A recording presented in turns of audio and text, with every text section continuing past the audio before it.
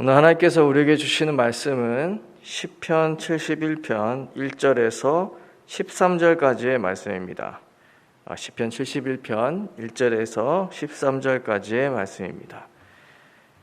제가 봉독해 드리겠습니다.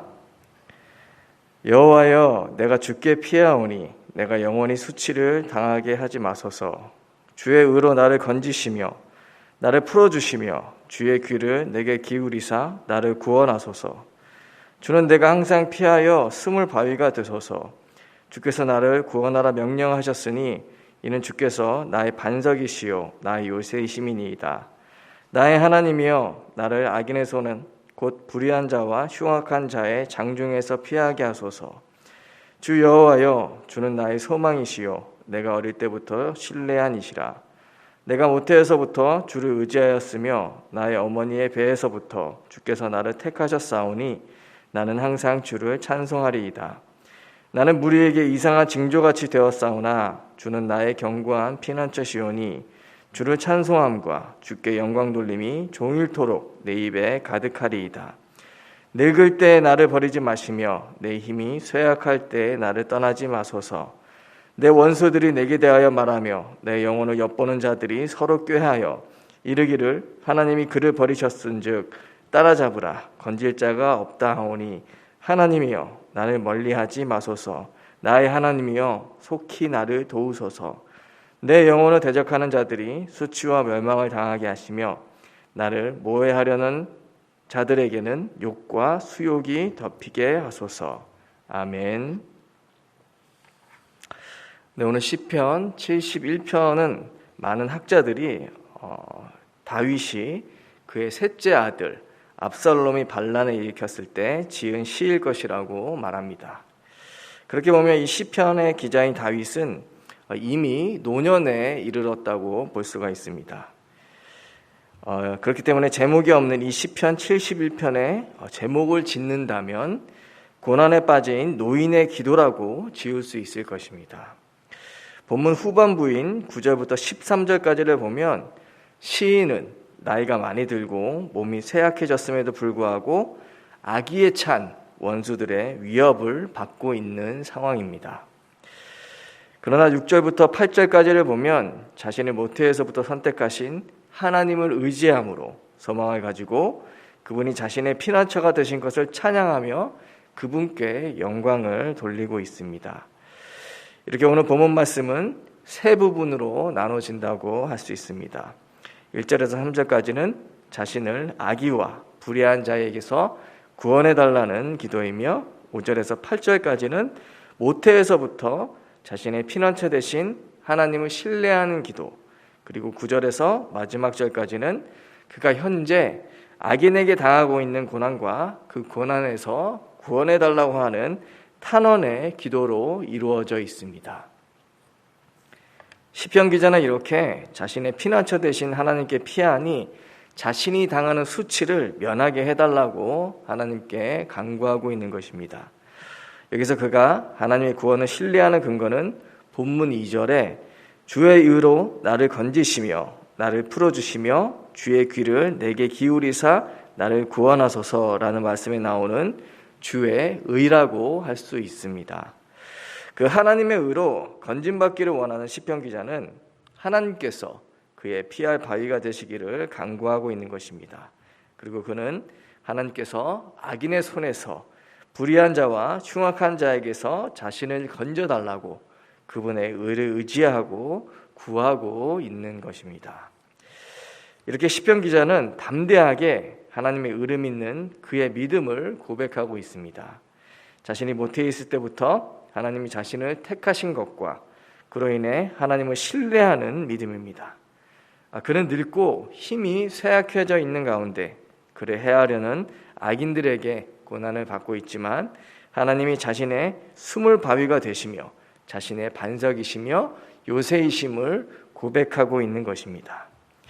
그는 그의 모든 삶이 창조주 하나님의 섭리 가운데 놓여 있음을 믿기 때문에 그가 노년에 이런 어려움을 겪고 있지만 결국에는 하나님께서 그에게 피할 길을 열어주시고 그를 악인들에게서 건지시고 그들을 멸하실 것을 믿을 수 있는 것입니다.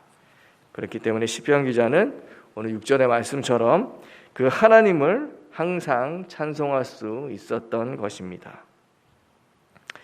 고통을 당할 때는 미래에 대한 소망이 사라지고 그 고난이 계속될 것 같이 느껴집니다. 성경은 우리 그리스도인들이 어디에도 마음을 둘 수 없을 때 우리가 믿는 하나님께 피하고 하나님만을 의지하라고 가르쳐주고 있습니다. 고난이 임할 때 우리가 먼저 생각해야 할 것은 지난날 하나님의 은혜로 살아왔던 우리의 삶을 되돌아보는 것입니다. 나는 늘 부족했지만 기억해보면 그때마다 하나님께서는 늘 말씀으로 나를 붙드시고 은혜를 베풀어 주셔서 나의 모든 필요를 채워주신 것을 우리는 기억하는 것입니다. 그리고 지난 과거에 은혜를 베푸시고 나의 기도에 응답하셨던 지금도 살아계신 하나님은 여전히 우리 안에 성령으로 함께 계시고 변함이 없으신 분이십니다. 우리가 때로는 어려움을 당하고 사람들로부터 오해를 받기도 하고 이상한 사람 취급을 당할 때가 있습니다. 그때 우리는 하나님을 향한 신뢰를 잠시 잊어버릴 때가 있기도 합니다. 하나님이 멀리 계신 것 같이 느껴집니다. 그리고 내가 하나님께 버림받았다는 비참한 생각을 가지게 될 때도 있습니다. 하지만 하나님은 오늘 말씀과 같이 사랑하는 당신의 자녀를 결코 버리지 않으시며 보호해 주십니다. 고난은 잠깐이지만 우리가 받은 구원의 은혜는 영원하고 그것을 의지하여 우리가 받을 응답을 뒤돌아보면 우리가 받았던 그 어떤 고난보다 우리가 받았던 그 응답의 기쁨이 항상 컸던 것을 우리는 기억하게 되는 것입니다. 사도 바울은 복음을 전하는 일에 평생을 바친 사람이었습니다. 그의 삶은 항상 그리스도의 죽으심에 참여하는 고난의 삶이었다고 할 수 있습니다. 디모데후서 4장 16절부터 18절을 보면 그 역시 늙고 기력이 쇠해졌을 때 번성했던 그의 사역도 끝나고 같이 했던 동역자들도 다 떠났다고 고백하는 것을 볼 수가 있습니다. 그는 늙고 기력이 쇠한 그 자리에서 오늘 시편 기자가 당하는 똑같은 원수들의 위협을 받았습니다. 하지만 사도 바울은 평생을 그와 함께 하시고 그를 떠나지 않으신 하나님을 기억하며 그를 모든 악한 일에서 건져내시고 천국문에서 영접해 주실 주님을 믿고 신뢰합니다. 히브리서 기자는 우리가 비방과 환난을 받아서 사람들에게 구경거리가 되고 우리의 가진 것을 다 빼앗겨도 기쁘게 그 고난을 당할 수 있는 이유가 있는데 그 이유는 바로 우리에게 더 큰 것이 있기 때문이라고 말하고 있습니다. 그렇기 때문에 그 고난 앞에서 담대하라고 가르치고 있습니다. 하나님의 의인 예수 그리스도를 소유한 우리는 버림받는 자리에 있는 것 같은 고난 가운데에서도 그분의 의를 힘입어서 오늘 시편 기자와 같이 담대하게 하나님께 피할 길을 열어달라고 기도하면서 그 의로 인해 받게 될 영원한 천국의 소유를 기대하며 살아갈 수 있습니다. 오늘도 우리에게 허락된 현재 고난을 통해 과거에 주신 은혜를 기억하고 미래에 주실 더 큰 응답을 기대하며 하나님만을 신뢰하며 나아가는 모든 재건부평교회 성도님들 되시기를 간절히 축원드립니다. 기도하겠습니다. 하나님 아버지, 오늘 말씀에서 시편 기자는 노년에 쇠약한 그 자리에서 악인들에게까지 고통을 받으면서 하나님께 버림받는 것 같이 느껴지는 그 자리에 있었습니다. 하지만 그는 끝까지 하나님을 신뢰하며 당신의 의를 의지하고 당신께 나아가고 있습니다. 그러므로 너희 담대함을 버리지 말라. 이것이 큰 상을 얻게 하느니라. 너희에게 인내가 필요함은 너희가 하나님의 뜻을 행한 후에 약속하신 것을 받기 위함이라고 히브리서를 통해 주신 말씀과 같이 우리가 인생의 가장 어려운 시기를 지나가고 있더라도 하나님의 의가 되시는 예수 그리스도만을 의지하며 담대히 은혜의 보좌 앞으로 나아가게 하여 주시옵소서.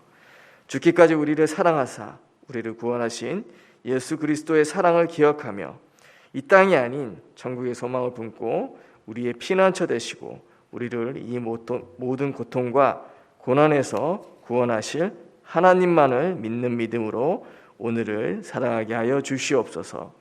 예수 그리스도의 이름으로 기도드리옵나이다. 아멘. 하늘에 계신 우리 아버지, 아버지 이름을 거룩하게 하시며 아버지의 나라가 오게 하시며 아버지의 뜻이 하늘에서와 같이 땅에서도 이루어지게 하소서. 오늘 우리에게 일용할 양식을 주시고 우리가 우리에게 잘못한 사람을 용서하여 준 것 같이 우리 죄를 용서하여 주시고 우리를 시험에 빠지지 않게 하시고 악에서 구하소서.